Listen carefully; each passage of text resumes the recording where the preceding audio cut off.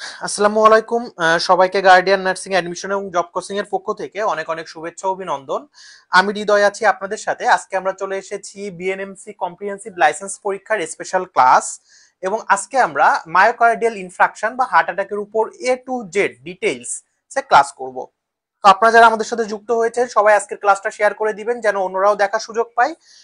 এবং আপনারা যারা আমাদের পেইড ব্যাচে এখনো ভর্তি হননি তারা যত দ্রুত সম্ভব ভর্তি হয়ে যাবেন। জব কোচিং এর পক্ষ থেকে অনেক অনেক শুভেচ্ছা।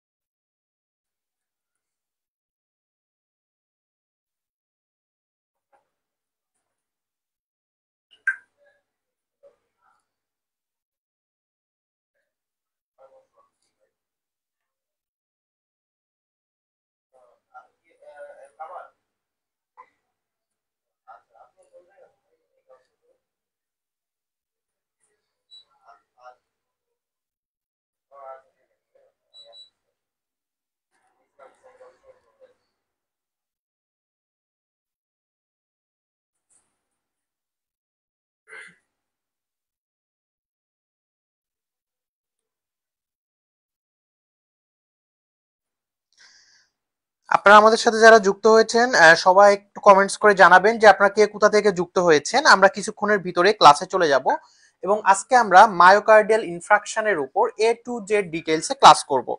যে কেন একজন মানুষের হার্ট অ্যাটাক হয়, এটা কিভাবে হয়, এটা প্যাথোফিজিওলজি কি, ডায়াগনোসিস কি, এবং মেডিকেশন ম্যানেজমেন্ট।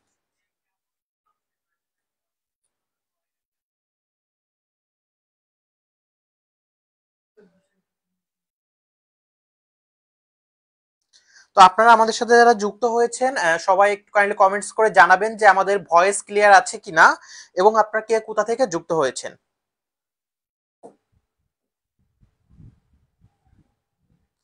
দেখুন, আমরা একটু মায়োকার্ডিয়াল ইনফ্রাকশনের প্রিভ্যালেন্সটা দেখে নেই। যে সারা বিশ্বে one of the most leading cause হচ্ছে মায়োকার্ডিয়াল ইনফ্রাকশন বা হার্ট অ্যাটাক, এবং প্রত্যেক বছর হিউজ পরিমাণ মানুষ মায়োকার্ডিয়াল ইনফ্রাকশনে মারা যায়। এবং যাদের বয়স বিশেষ করে 45-এর উপর তাদের মায়োকার্ডিয়াল ইনফ্রাকশনের ঝুঁকিটা সব থেকে বেশি থাকে, এবং মহিলাদের থেকে পুরুষদের তুলনামূলক বেশি মায়োকার্ডিয়াল ইনফ্রাকশন বা হার্ট অ্যাটাক হয়ে থাকে। এবং এই মায়োকার্ডিয়াল ইনফ্রাকশনটা হচ্ছে ডেভেলপ কান্ট্রিগুলোতে সব থেকে বেশি দেখা যায়। তাসলিমা আক্তার রিক্তা ফেনী থেকে, খাদিজাতুল কোবরা রাজশাহী থেকে, কণিকা কোনা মানিকগঞ্জ থেকে। আচ্ছা, তো চলুন আমরা আজকের ক্লাস শেষে মায়োকার্ডিয়াল ইনফ্রাকশন থেকে যে যে জিনিসগুলো আমরা জানতে পারবো বা শিখতে পারবো চলুন একটু দেখে নেই। সেটা হচ্ছে which of following lab markers indicate MI. কোন ল্যাব মার্কার গুলো মায়োকার্ডিয়াল ইনফ্রাকশনকে ইন্ডিকেট করে? আমাদের এখানে অপশন রয়েছে elevated troponin level, elevated D dimer, elevated creatinine kinase MB, elevated C reactive protein, elevated B type. তো আমাদের আজকের ক্লাস শেষে আপনারা এই যে প্রত্যেকটা ব্যাপার এ টু জে ডিটেল জানতে পারবেন। দেন আমরা জানতে পারবো যে which intervention are most commonly perform during an acute myocardial infraction. যখন কোনো একজন মানুষের অ্যাকিউট মায়োকার্ডিয়াল ইনফ্রাকশন হয় আমরা কোন নার্সিং ইন্টারভেনশনটা বা কোন ইন্টারভেনশনটা করা হয়ে থাকে। Then which are common symptom of myocardial infarction. Myocardial ইনফ্রাকশনের কমন সিমটম কোনটি? Then, which is the typical symptom of myocardial infarction? Myocardial infarction এর typical symptom কোনটি? প্রত্যেকটি কোশ্চেনের উত্তর আমরা এক এক করে দিব এবং আমরা স্টেপ বাই স্টেপ যাব। এগুলো আমাদের আগে দেওয়ার উদ্দেশ্য হচ্ছে আমরা যে মায়োকার্ডিয়াল ইনফ্রাকশন পড়তেছি এখান থেকে আমরা কি কি জানতে পারবো।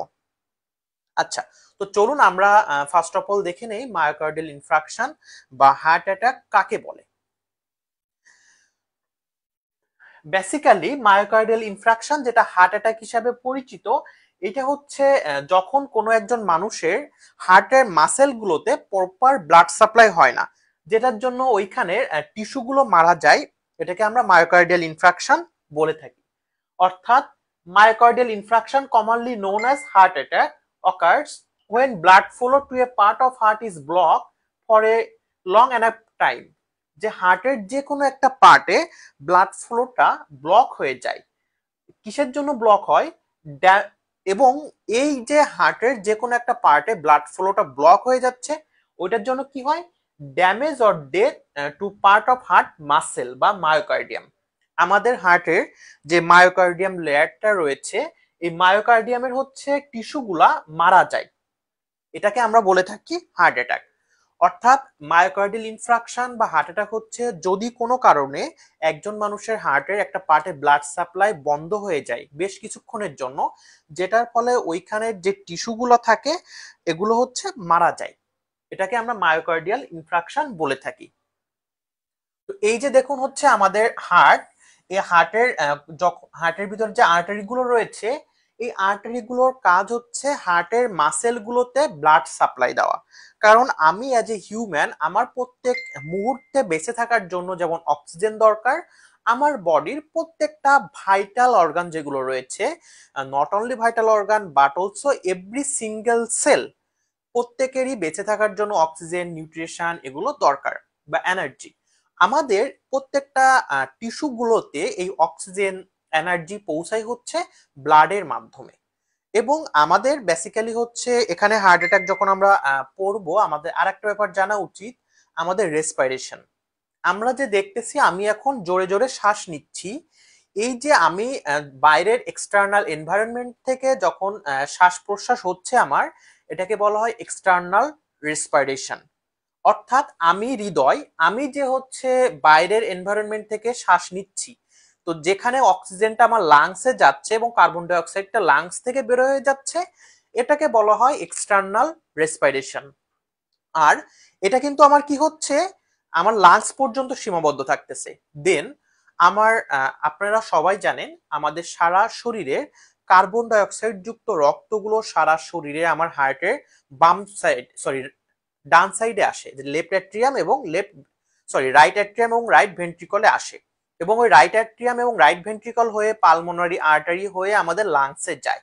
তো এই যে কার্বন ডাই অক্সাইড যুক্ত রক্তগুলো যখন আমাদের লাংসে যাচ্ছে, আমার লাংস থেকে গ্যাস এক্সচেঞ্জ হয়ে যাচ্ছে। অর্থাৎ ওই কার্বন ডাই অক্সাইড গুলো, রক্তগুলো লাংস থেকে বের হয়ে যাচ্ছে কার্বন ডাই অক্সাইড, এবং ওই ব্লাডে অক্সিজেন মিক্সড হচ্ছে, হয়ে ওই ব্লাডটা আবার আমাদের পালমোনারি ভেইন হয়ে হার্টে যাচ্ছে এবং অ্যাওর্টার মাধ্যমে সারা শরীরে আর্টারির মাধ্যমে চলে যাচ্ছে, এবং এই আর্টারির মাধ্যমে যে ক্যাপিলারি হয়ে প্রত্যেকটা সেল বা টিস্যু পর্যায়ে অক্সিজেন, দেন হচ্ছে নিউট্রিশন, এনার্জি এগুলো পৌঁছায় দিচ্ছে। তো আমাদের মায়োকার্ডিয়াল ইনফ্রাকশন, এই যে আগে আমরা একটু দেখব ইন্টারনাল রেসপিরেশন কাকে বলে। আমার হিউম্যান বডির সেলগুলোর সাথে ব্লাডের যে গ্যাস এক্সচেঞ্জ হয়, এটাকে আমরা বলি ইন্টারনাল রেসপিরেশন। অর্থাৎ আমার হার্টের প্রত্যেকটা সেল যখন ব্লাড থেকে অক্সিজেন নিচ্ছে এবং কার্বন ডাই অক্সাইডটা ব্লাডে দিয়ে দিচ্ছে, এটাকে বলা হয় ইন্টারনাল রেসপিরেশন। আমার ব্রেইন সেলগুলো বা ব্রেইনের সেলগুলো কি করতেছে, ব্রেইনের যে ব্লাড ভেসেলগুলো আছে, এই ব্লাড ভেসেলগুলো থেকে অক্সিজেন নিচ্ছে এবং কার্বন ডাই অক্সাইড দিয়ে দিচ্ছে, এটাকে বলা হয় ইন্টারনাল রেসপিরেশন। আর আমাদের এই ইন্টারনাল রেসপিরেশন এই ক্ষেত্রগুলোতে হয়ে থাকে। তো যখন কোনো মানুষের মায়োকার্ডিয়াল ইনফ্রাকশন বা হচ্ছে ব্রেইন স্ট্রোক বা সেরিব্রোভাস্কুলার অ্যাক্সিডেন্ট এগুলো হয়ে থাকে, তখন তার ওই জায়গাতে, যেমন মায়োকার্ডিয়াল ইনফ্রাকশন হলে হার্টের টিস্যুগুলোতে অক্সিজেন সাপ্লাই বন্ধ হয়ে যায়, তখন হার্টের টিস্যুগুলো মারা যায় এবং হার্ট কাজ করা বন্ধ করে দেয়। আর যখন কোনো মানুষের ব্রেন স্ট্রোক বা সেরিব্রোভাস্কুলার অ্যাক্সিডেন্ট হয়, এটাও সেম, যে ব্রেনের কোনো একটা আর্টারি বা কোনো একটা ব্লাড ভেসেল ব্লক হয়ে যাওয়ার জন্য ব্রেনের অন্য পার্টগুলোতে ব্লাড সার্কুলেশন হয় না, যেটার জন্য ব্রেনের আদার্স পার্টের যে ব্রেন সেলগুলো থাকে সেটা মারা যায়, তখন আমাদের ব্রেইন কাজ করে না। ক্লিয়ার সবাই যে মায়োকার্ডিয়াল ইনফ্রাকশনটা কাকে বলে, কিভাবে হয়? দেখুন আমি আবারও বলছি, যখন আমাদের হার্টের কোনো একটা আর্টারিতে লং টার্ম ব্লকেজ থাকার জন্য হার্টের মাসেলগুলোতে ব্লাড সাপ্লাই হয় না, এবং ব্লাড সাপ্লাই না হওয়ার জন্য ওইখানের সেলগুলো মারা যায় বা ড্যামেজ হয়, এবং স্পেশালি মায়োকার্ডিয়াল ইনফ্রাকশনে কার্ডিয়ামটা হচ্ছে ড্যামেজ হয়। এটাকে আমরা মেডিকেল টার্মে মায়োকার্ডিয়াল ইনফ্রাকশন বা হার্ট অ্যাটাক বলে থাকি। সবাই ক্লিয়ার কিনা কমেন্টস করে জানাবেন। আমরা পরবর্তী স্লাইডে চলে যাচ্ছি। যে আমরা এখন একটু দেখব মায়োকার্ডিয়াল ইনফ্রাকশনের রিস্ক ফ্যাক্টর কি কি। দেখুন, আমরা বেসিক্যালি ক্লাসে সবসময় যে বলি আমাদের বেসিক ভিত্তিক প্রিপারেশন বা থিওরিটিক্যাল প্রিপারেশন লাইসেন্সের জন্য বা সরকারি চাকরির জন্য আপনারা নিবেন। কেন নিবেন সেটা আপনারা এই ক্লাসটা করার পর বুঝতে পারবেন। কারণ আপনি যখন এই হার্ট অ্যাটাক সম্পর্কে এই ক্লাসটা করবেন, যে কোনো বইতে বা যে কোনো জায়গায় হার্ট অ্যাটাক সম্পর্কে যে কোনো কোশ্চেন আসলে বা ভাইবা বোর্ডে যে কোনো কোশ্চেন করলে আপনি নির্দ্বিধায় অ্যান্সার করতে পারবেন। আমাদের মায়োকার্ডিয়াল ইনফ্রাকশন বা হার্ট অ্যাটাকের নন মডিফাইবল রিস্ক ফ্যাক্টর গুলো দেখবো। দেখুন, রিস্ক ফ্যাক্টর দুই টাইপের, একটা হচ্ছে মডিফাইবল, একটা নন মডিফাইবল। নন মডিফাইবল রিস্ক ফ্যাক্টর হচ্ছে সেই সমস্ত রিস্ক ফ্যাক্টর যেগুলো আমরা চেঞ্জ করতে পারি না। যেমন আমার এজ, আমি কখনো আমার বয়সকে কমাতে পারবো না। আমার সেক্স, আমি কিন্তু চাইলে আমার নিজের সেক্সটাকে চেঞ্জ করতে পারি না। জেন্ডার, ফ্যামিলি হিস্টোরি, এগুলোকে বলা হয় নন মডিফাইবল রিস্ক ফ্যাক্টর। তো দেখবেন লাইসেন্স পরীক্ষাতে বা পোস্ট বেসিক অ্যাডমিশনে বিভিন্ন জায়গায় আসে যে এই ডিজিজের মডিফাইবল রিস্ক ফ্যাক্টর কোনটা, বা মায়োকার্ডিয়াল ইনফ্রাকশনের নন মডিফাইবল রিস্ক ফ্যাক্টর কোনটা। তো আপনি তখন হচ্ছে নন মডিফাইবল রিস্ক ফ্যাক্টর কোনগুলোকে দিবেন, যেগুলো হচ্ছে চেঞ্জ করা যায় না। যেমন এজ, একটা মানুষের যত বেশি বয়স বাড়ে তার হচ্ছে হার্ট অ্যাটাকের রিস্কটা বাড়তে থাকে। জেন্ডার, যে মেইলদের হাই রিস্ক থাকে, বাট যখন কোনো মায়েদের মেনোপোজ হয়ে যায় বা মেনস্ট্রাল সার্কেলটা অফ হয়ে যায় তখনও তাদের হার্ট অ্যাটাকের রিস্কটা বাড়ে। দেন ফ্যামিলি হিস্টোরি, কারোর ফ্যামিলিতে যদি এটা থেকে থাকে বা জেনেটিক্সে থাকে। দেন আমরা এখন দেখব মডিফাইয়েবল রিস্ক ফ্যাক্টর, অর্থাৎ যে রিস্ক ফ্যাক্টর গুলো আমরা চাইলে চেঞ্জ করতে পারি। সেগুলো কি কি? হাইপার টেনশন, অর্থাৎ একজন মানুষের যদি ব্লাড প্রেশারটা হাই থাকে। দেন স্মোকিং, কারোর যদি সে লং টার্ম ধরে স্মোক করে। দেন হচ্ছে হাইপার লিপিডিমিয়া, অর্থাৎ ব্লাডে যদি লিপিডের পরিমাণটা বেশি থাকে। Diabetic mellitus, obesity, sedentary lifestyle এবং স্ট্রেস, এগুলো হচ্ছে modifiable risk factor. What is modifiable risk factor? আপনি কিন্তু চাইলে আপনার হাইপার টেনশনটাকে ম্যানেজ করতে পারবেন বা ব্লাড প্রেশারটাকে কন্ট্রোল করতে পারবেন। আপনি চাইলে স্মোকিংটাকে ছেড়ে দিতে পারবেন। আপনি চাইলে কিন্তু লিপিডটাকে কন্ট্রোল করতে পারবেন। দ্যাটস ওয়াই এগুলোকে বলা হয় মডিফায়েবল রিস্ক ফ্যাক্টর। আচ্ছা, আমরা যেহেতু এগুলো সবাই দেখলাম, আমরা কি জানি যে হাইপার টেনশন মানে ব্লাড প্রেশারটা বেশি থাকবে? তো ব্লাড প্রেশার বেশি থাকলে কেন মায়োকার্ডিয়াল ইনফ্রাকশন হবে? এই এই কোশ্চেনে অ্যান্সার কেউ আপনারা দিতে পারবেন কিনা? বা হচ্ছে স্মোক করলে, আমরা তো স্মোক করতেছি, এটা হচ্ছে আমার লাংস পর্যন্ত যাচ্ছে ধোঁয়াটা, তাহলে কেন আমার হচ্ছে হাইপার টেনশনের সরি হার্ট অ্যাটাকের রিস্কটা থাকবে? এই দুইটা কোশ্চেনে কাইন্ডলি আপনারা অ্যান্সার করে জানাবেন।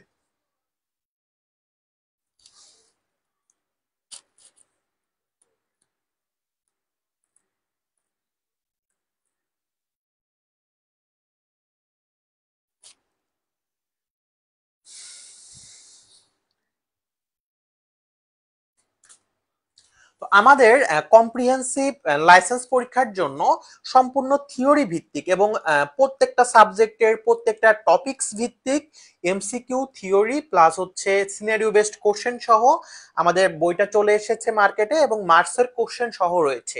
আপনারা যারা বইটি নিতে চান তারা আমাদের ডিসপ্লেতে দেওয়া যে নাম্বারটি রয়েছে এখানে যোগাযোগ করবেন। এই বইটাতে আপনারা প্রত্যেকটা টপিকসের এমসিকিউ থিওরি এবং হচ্ছে বেস্ট অ্যান্সার, ট্রু ফলস, দেন সিনারিও বেসড কোশ্চেন পেয়ে যাবেন, যেন আপনার পুরোটা প্রিপারেশন নিতে পারেন, কোথাও আপনার ঘাটতি না থাকে।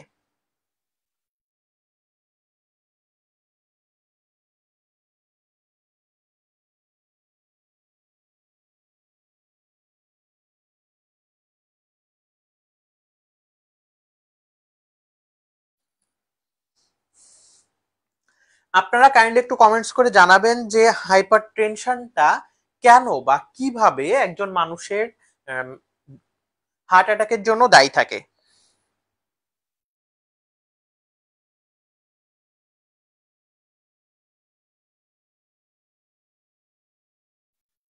এবং আপনারা যারা আজকের ক্লাসে যুক্ত হয়েছেন সবাই আপনাদের পরিচিত ফ্রেন্ডরা বা হচ্ছে আপনাদের ব্যাচের যে গ্রুপগুলো রয়েছে গ্রুপগুলোতে আমাদের ক্লাসের লিঙ্কটা শেয়ার করে দিবেন, তাহলে আপনারা খুব ইজিলি পরবর্তী ক্লাসগুলোর নোটিফিকেশন পেয়ে যাবেন।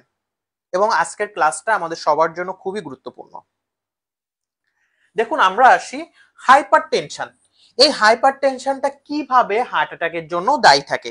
দেখুন, যখন একজন মানুষের ব্লাড প্রেশারটা বেশি থাকে, তার ওই ব্লাড প্রেশারটা বেশি থাকার জন্য হচ্ছে তার যে আর্টারিয়াল অল, এই আর্টারিয়াল অলে কিন্তু প্রেশারটা বাড়ে বা চাপটা বাড়ে, এবং এই চাপটা বাড়ার জন্য এন্ডোথেলিয়াম যে লেয়ারটা রয়েছে আর্টারির বা ইনার যে লেয়ার বলা হয় আমাদের ব্লাড ভেসেলের বা অলের, এটা হচ্ছে ড্যামেজ হয়ে যায়। এবং যখন এই যে একজন মানুষের হচ্ছে হাইপার টেনশন, তো তার এই আর্টারির ভিতর যে এন্ডোথেলিয়াম লেয়ারটা রয়েছে এটা ড্যামেজ হয়ে যায়। যখন তার আর্টারির ভিতর ওই এন্ডোথেলিয়াম লেয়ারটা ড্যামেজ হয়ে যায়, এইটার ড্যামেজ হওয়ার জন্য কি হয়, তার ওইখানে আস্তে আস্তে প্লেগ ফর্মেশন হয় বা হচ্ছে এরকম প্লেগ জমতে থাকে। এই প্লেগ জমতে জমতে একটা সময় তার ওই আর্টারিটা পুরোটা ব্লক হয়ে যায়। তখন আর তার দেখা গেল যে পুরো সাইডটা ব্লক হয়ে এই সাইড থেকে ওই সাইড আর ব্লাড পাস হয় না। এবং স্মোকিং, স্মোকিং কেন হার্ট অ্যাটাকের জন্য দায়ী? এই কোশ্চেনটা কিন্তু ম্যাক্সিমাম মানুষের সবারই থাকে যে আমি স্মোক করি, এটা খারাপ কি, আমি তো হচ্ছে স্মোক করতেছি, এটা আমার লাংসে যাচ্ছে, এটা কেন আমার হার্ট অ্যাটাক, কেন আমার হচ্ছে ব্রেন স্ট্রোক, এগুলোর জন্য দায়ী থাকবে। দেখুন, আমরা যখন স্মোক করি আমাদের এই স্মোকিং এ নিকোটিন এবং কার্বন মনোঅক্সাইড থাকে। আমরা যে বিড়ি সিগারেট বা যেটাই বলুন না কেন, আমরা যে খাচ্ছি এটাতে থাকে হচ্ছে নিকোটিন এবং কার্বন মনোঅক্সাইড। এবং এই নিকোটিন এবং কার্বন মনোঅক্সাইড কি করে, আমাদের ব্লাড ভেসেলের এই অলটাকে ড্যামেজ করে দেয়। কারণ আমরা যখন স্মোক করতেছি আলটিমেটলি ওই গ্যাসটা কার্বন মনোঅক্সাইডটা এবং নিকোটিনটা ব্লাডের সাথে মিশে যাচ্ছে, ব্লাডের সাথে মিশে আমার প্রত্যেকটা ব্লাড ভেসেল হয়ে পাস হচ্ছে। এবং এই ব্লাড ভেসেল হয়ে পাস হওয়ার সময় আমাদের ওই ব্লাড ভেসেলের অলগুলোকে ড্যামেজ করে দিচ্ছে। এবং ড্যামেজ করার জন্য কি হচ্ছে, ওইখানে হচ্ছে আমাদের প্লেগ গুলো ফর্মেশন হয়, ওখানে কোলেস্ট্রল জমতে থাকে এবং সার্টেন টাইম হচ্ছে ওই ব্লাড ভেসেল গুলো আস্তে আস্তে ন্যারো হয়ে আসে এবং একটা সময় যে ওটা পুরোটাই ব্লক হয়ে যায়। ক্লিয়ার কিনা সবাই? অনুভবশীল বিশ্বাস, কেমন আছো হৃদয় দা? হ্যাঁ, ভালো আছি। অর্ক, তুমি কেমন আছো? আমার ছোট ভাই ইন্ডিয়া থেকে আছে আমাদের সাথে যুক্ত। আমরা পরবর্তী স্লাইডে চলে যাব। আপনারা সবাই ক্লিয়ার বুঝতে পেরেছেন কিনা কাইন্ডলি কমেন্টস করে জানাবেন। এখন আমরা দেখব মায়োকার্ডিয়াল ইনফ্রাকশন বা হার্ট অ্যাটাকের কি কি কজ বা কি কি কারণ রয়েছে। প্রথম কারণ হচ্ছে atherosclerosis. What is atherosclerosis? Atherosclerosis হচ্ছে করোনারি আর্টারির ভিতরে যে প্লেগ ফর্মেশন হয় বা প্লেগ জমতেছে, এটাকে আমরা অ্যাথেরোস্ক্লেরোসিস বলি। এবং এই অ্যাথেরোস্ক্লেরোসিস হওয়ার জন্য তার ওই ব্লাড ভেসেল বা আর্টারি গুলো হচ্ছে ন্যারো হয়ে যাচ্ছে। দেন পরবর্তী কজ হচ্ছে হাইপার টেনশন, অর্থাৎ ব্লাড প্রেশারের জন্য তার ব্লাড ভেসেলটা ড্যামেজ হচ্ছে এবং যেটার জন্য তার অ্যাথেরোস্ক্লেরোসিস হচ্ছে বা ওই জায়গায় প্লেগ জমতেছে। দেন স্মোকিং, হাই কোলেস্ট্রল। যখন একজন মানুষের হাই কোলেস্ট্রল থাকে তার কিন্তু হচ্ছে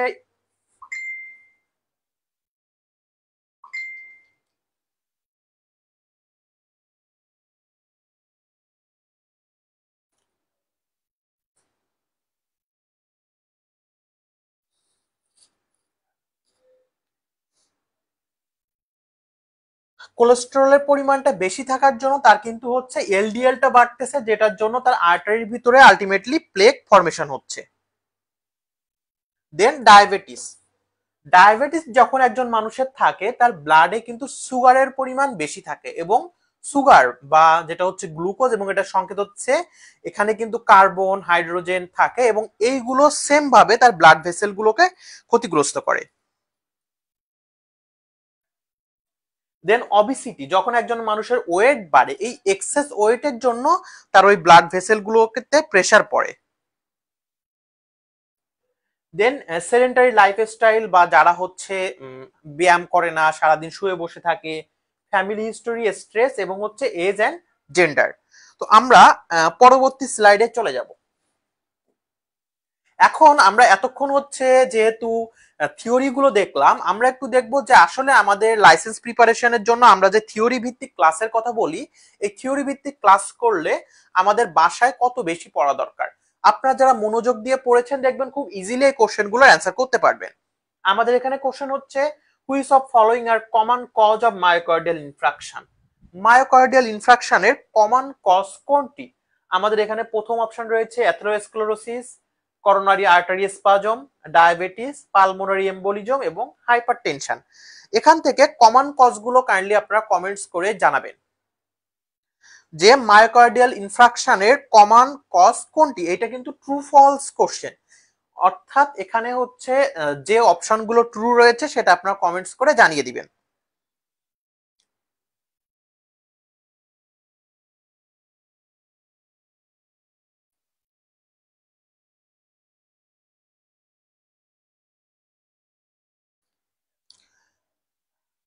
আপনারা এখান থেকে কমেন্টস করে সঠিক উত্তরগুলো জানাবেন।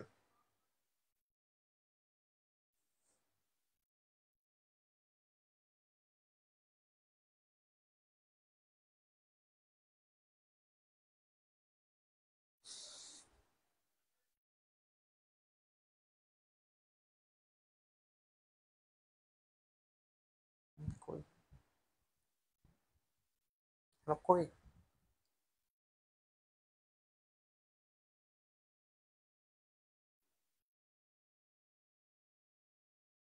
হ্যাঁ ভাই, ক্লাসে ভাই, আমি ক্লাস শেষে কল দিচ্ছি। নওমি কোহিনুর কমেন্টস করেছেন এসিই, সাইমা নওশিন এসিই, খাদিজাতুল কোবরা এডিই, নূপুর বিশ্বাস এসিই, রিপা রিপা এসিই। হ্যাঁ, আমাদের এখানে সঠিক উত্তর হচ্ছে অ্যাথেরোস্ক্লেরোসিস, করোনারি আর্টারি স্পাজম, এটা কিন্তু আমাদের অপশনের ভিতরে না। ডায়াবেটিস এবং হচ্ছে হাইপারটেনশন, অর্থাৎ সঠিক উত্তর হচ্ছে এ সি ই। আপনারা একটু খেয়াল করে দেখবেন, আপনারা যারা মনোযোগ দিয়ে ক্লাস করতেছেন আপনাদের কিন্তু হচ্ছে এটার জন্য আলাদা করে প্রিপারেশন নেওয়ার দরকার হয় না, আপনি কিন্তু ক্লাসের ভিতরে কমপ্লিট হয়ে যায়। ভাই ক্লাস শেষে কল দিচ্ছি। তো আমরা এখন একটু এই মায়োকার্ডিয়াল ইনফ্রাকশনের টাইপ গুলো দেখব বা কি কি প্রকারভেদ রয়েছে। দেখুন, আমাদের হচ্ছে মায়োকার্ডিয়াল ইনফ্রাকশনে তিনটা টাইপস আছে। একটা হচ্ছে ST elevation MI, non ST elevation MI এবং silent MI. ST elevation MI হচ্ছে যে মায়োকার্ডিয়াল ইনফ্রাকশনে আমাদের ইসিজি রিপোর্টে এসটি সেগমেন্টটা এলিভেট হয় বা বাড়ে। নন এসটি এলিভেশন হচ্ছে যে মায়োকার্ডিয়াল ইনফ্রাকশনে এসটি সেগমেন্টটা বাড়ে না, ওটা যেটা আছে ওরকমই থাকে। এবং সাইলেন্ট অর্থাৎ যেখানে সাইলেন্ট হয়। লাবণী, সবচাইতে আপনার ক্লাস খুব ভালো লাগতো ভাইয়া, আমি প্রথম পরীক্ষা দিয়ে পাশ করেছি। Thank you madam. আচ্ছা, আমরা একটু এসটি এলিভেশন এমআইটা দেখব। দেখুন, এসটি এলিভেশন এমআইতে কি হয়, কমপ্লিট ব্লকেজ হয় করোনারি আর্টারি, এবং যেটা হচ্ছে আমরা ইসিজি রিপোর্টে তখন দেখি যে এসটি সেগমেন্টটা উপরের দিকে চলে গিয়েছে। অর্থাৎ যখন একজন মানুষের করোনারি আর্টারিটা টোটালি ব্লকেজ হয়ে যায়, এটা তার করোনারি আর্টারি, এই আর্টারিটা যখন টোটালি ব্লক হবে তখন তার ইসিজি রিপোর্টে এসটি সেগমেন্টটা এলিভেশন হবে বা উপরের দিকে যাবে। দেন নন এসটি এলিভেশন, অর্থাৎ যখন একজন মানুষের করোনারি আর্টারিটা পার্শিয়াল ব্লক হয় বা পুরোটা ব্লক হয়নি, অল্প কিছু ব্লক হয়েছে, তখন ইসিজি রিপোর্টে হচ্ছে এসটি সেগমেন্টটা এলিভেশন হয় না। সাইলেন্ট এমআই, এটা হচ্ছে খুব রেয়ার এবং হচ্ছে কিছু কিছু ক্ষেত্রে ঘটে, এটাতে কোনো সিমটম থাকে না, এবং এটা বেসিক্যালি যেসব পেশেন্টের ডায়াবেটিক বা বয়স্ক পেশেন্ট তাদের এই হচ্ছে সাইলেন্ট এমআইটা হয়, এবং এটা খুবই সিরিয়াস, পেশেন্টের অবস্থা খুবই খারাপ হয়ে যায়। মোহাম্মদ রবিউল আলম, স্যার আপনাকে চিটাগাং থেকে দেখছি, you are great. Thank you Rabiul, বন্ধু তুমি তো গ্রেট, আমি বিগ ফ্যান তোমার। রবিউল আমার ফ্রেন্ড, এবার কেয়ার চিটাগাং অ্যাপোলো হসপিটালে রয়েছে কর্মরত। তো দেখুন, এটা হচ্ছে একটা ইসিজি রিপোর্ট। তো ইসিজি রিপোর্টে যে এসটি সেগমেন্টটা আছে, এই যে এটাকে হচ্ছে এসটি সেগমেন্ট বলা হয়, এই এসটি সেগমেন্টের যখন এলিভেশন হয় বা এরকম এই যে উপরের দিকে চলে যাচ্ছে, এটাতে বলা হয় হচ্ছে তখন ওই পেশেন্টের কি হয়, তার করোনারি আর্টারিটা টোটালি ব্লকেজ হয়ে যায়। অর্থাৎ একজন মানুষের যখন করোনারি আর্টারি পুরোটা ব্লক হয়ে যায়, তার ইসিজি রিপোর্ট চেক করলে ইমিডিয়েটলি দেখা যায় যে এসটি সেগমেন্টটা এলিভেশন হয়েছে। তো এটা হচ্ছে আমাদের এই যে এসটিএমআই। এসটিএমআই হচ্ছে, দেখুন এটা তার করোনারি আর্টারি, এটা টোটাল প্লেগ জমে বা চর্বি জমে বা লিপিড জমে ব্লক হয়ে গিয়েছে, তখন তার ইসিজি রিপোর্টে এটা এলিভেশন দেখায়। এবং এই যে যখন হচ্ছে তার টোটাল করোনারি আর্টারিটা ব্লক হয়ে যায়, তখন কিন্তু এটা হচ্ছে হার্টের মাসেল গুলোকে অনেক বেশি ড্যামেজ করে দেয়, কারণ ওই ক্ষেত্রে কিন্তু তার হার্টের অন্য অন্য পার্ট গুলোতে টোটালি ব্লাড যেতে পারে না।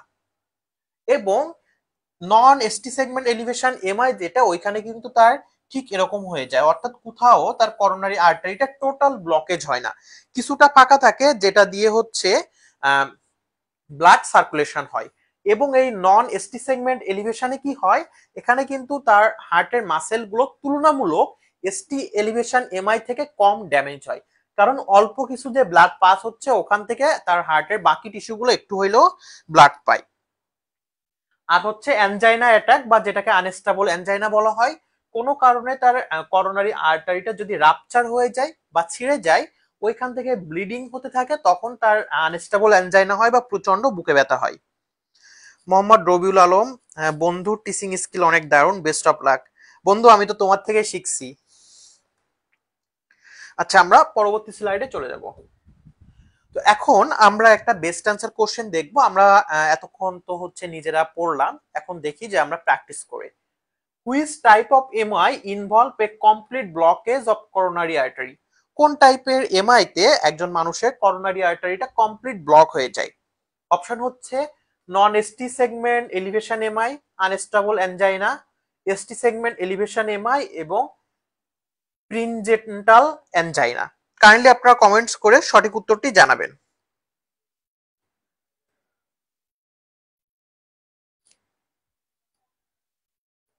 কাইন্ডলি আপনারা এখান থেকে কমেন্টস করে সঠিক উত্তরটা জানাবেন যে কোন টাইপের এমআই তে কমপ্লিট করোনারি আর্টারিটা ব্লকেজ হয়। আপনারা আমাদের সাথে যারা যুক্ত হয়েছেন সবাই কাইন্ডলি কমেন্টস করে এটা সঠিক উত্তরটি জানাবেন।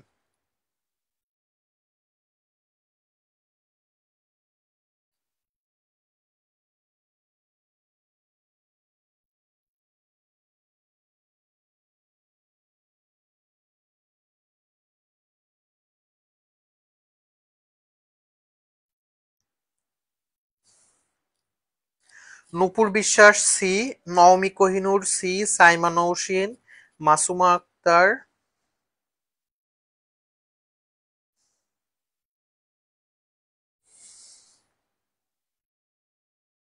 কাইন্ডলি আপনারা সবাই কমেন্টস করে সঠিক উত্তরগুলো জানাবেন।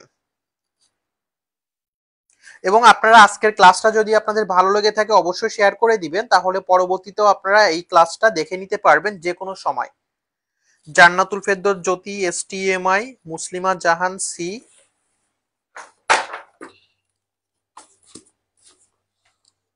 তো আপনারা যারা আমাদের পেইড ব্যাচে ভর্তি হতে চান, আমাদের পোস্ট বেসিক অ্যাডমিশন এবং কম্প্রিহেন্সিভ লাইসেন্স দুইটা পেইড ব্যাচেই ভর্তি চলছে, আপনারা দেরি না করে ভর্তি হয়ে যাবেন। এবং আমাদের পেইড ব্যাচে প্রত্যেকটা ক্লাসের পিডিএফ লেকচার শিট, যেগুলো এরকম ছবি, এমসিকিউ, থিওরি সবগুলো সমন্বয়ে তৈরি, এটা দিয়ে দেওয়া হয়। এবং ক্লাসের পরে আপনি ওই ক্লাসের রেকর্ডেড ভিডিওটা যে কোনো সময় দেখে নিতে পারবেন। অর্থাৎ 1 মাস পরেও যদি মন চায় যে 1 মাস আগে আপনার কোনটা ক্লাস হয়েছে সেটা আপনি দেখতে চান, আমাদের টেলিগ্রাম গ্রুপে ভিডিওটা থাকবে, ওটা আপনারা দেখে নিতে পারবেন। এবং প্রতি সপ্তাহে একটা করে থাকবে সলভ ক্লাস, অর্থাৎ আমাদের স্টুডেন্টদের কই কই সমস্যা রয়েছে, আমাদের ক্লাসের বাইরে যে কোনো জায়গায় সমস্যাগুলো নিয়ে ক্লাসগুলো থাকবে। এবং আমরা প্রত্যেকটা ক্লাসে ক্লিনিক্যাল ম্যানেজমেন্টের উপর জোর দিয়ে থাকি। ক্লিনিক্যাল ম্যানেজমেন্ট বলতে, যেমন আমরা এখন মায়োকার্ডিয়াল ইনফ্রাকশন পড়তেছি, এটা আমরা কিভাবে ম্যানেজ করি, কোন কোন ড্রাগ দেওয়া হয়, কোন কোন টেস্ট করা হয়, নার্সিং ম্যানেজমেন্ট কি, এবং এই রিলেটেড যত সিনারিও বেসড কোশ্চেন রয়েছে সেগুলো আমাদের ক্লাসে করানো হয়, যেন স্টুডেন্টদের শুধুমাত্র কম্প্রিহেন্সিভ লাইসেন্স পরীক্ষা না, পাশাপাশি যে কোনো চাকরির পরীক্ষা বা ভাইভাতে ইজিলি কোয়ালিফাইড হয়। এবং আমাদের লাইসেন্সের জন্য যে বইটা রয়েছে এটা কিন্তু অলরেডি নতুন এডিশন বাজারে চলে এসেছে মার্চের কোশ্চেন সহ। আপনারা সারা বাংলাদেশের যে কোনো প্রান্ত থেকে বইটা নেওয়ার জন্য আমাদের ডিসপ্লেতে দেওয়া নাম্বারে অথবা আমাদের ভিডিও ডেসক্রিপশনে নাম্বার রয়েছে, নাম্বারে ফোন দিয়ে যোগাযোগ করবেন। যে কোনো প্রান্তে ক্যাশ অন ডেলিভারিতে পাঠানো হবে, অর্থাৎ আপনি বই হাতে পেয়ে তারপর হচ্ছে টাকা দিয়ে দিতে পারবেন।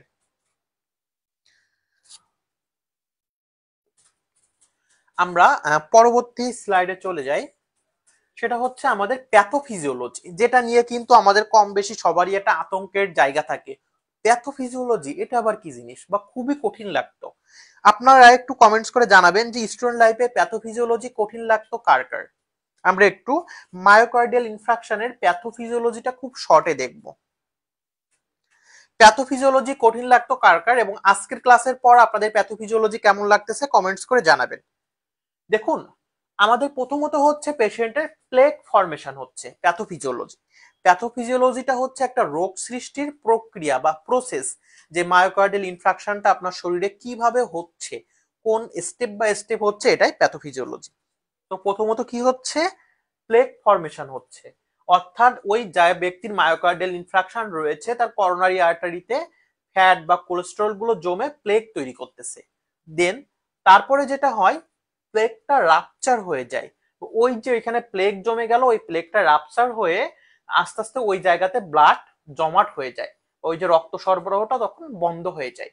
এবং এই প্লেকটা রাপচার হওয়ার জন্য পরবর্তী ধাপে তার ব্লকেজ হয়, অর্থাৎ তার ওই করোনারি আর্টারি টোটাল ওই জায়গাটা ব্লক হয়ে যায়। এবং এই ব্লক হয়ে যাওয়ার জন্য তার ইস্কেমিয়া হয়।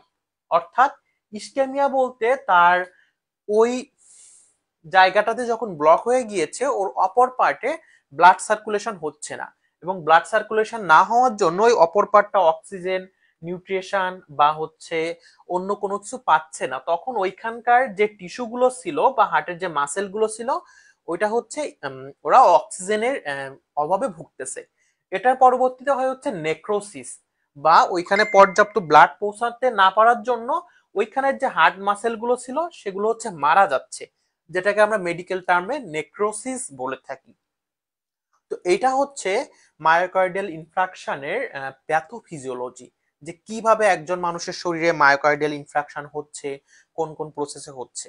তো প্রথমত তার ব্লাড আর্টেরিয়াল অলের ভিতরে প্লেক জমে, এই প্লেক থেকে হচ্ছে একটা সময় ওখানে যখন অনেক বেশি প্লেক জমে যায় ওটা রাপচার হয়ে যায়, এবং ওই প্লেকটা যখন ফেটে যায় বা রাপচার হয় ওই জায়গাটাতে তখন আস্তে আস্তে ব্লাড ক্লট হতে থাকে বা রক্তগুলো জমাট বাঁধতে থাকে।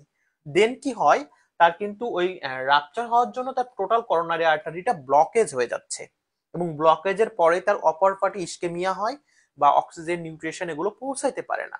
এবং এই ব্লকেজ এবং ইস্কেমিয়া হওয়ার জন্য তার হার্টের যে মাসেল গুলো একটা সময় যে মারা যায়, যেটাকে আমরা মেডিকেল টার্মে নেক্রোসিস বলে থাকি। তো এটা হচ্ছে আমাদের হার্ট অ্যাটাকের প্যাথোফিজিওলজি।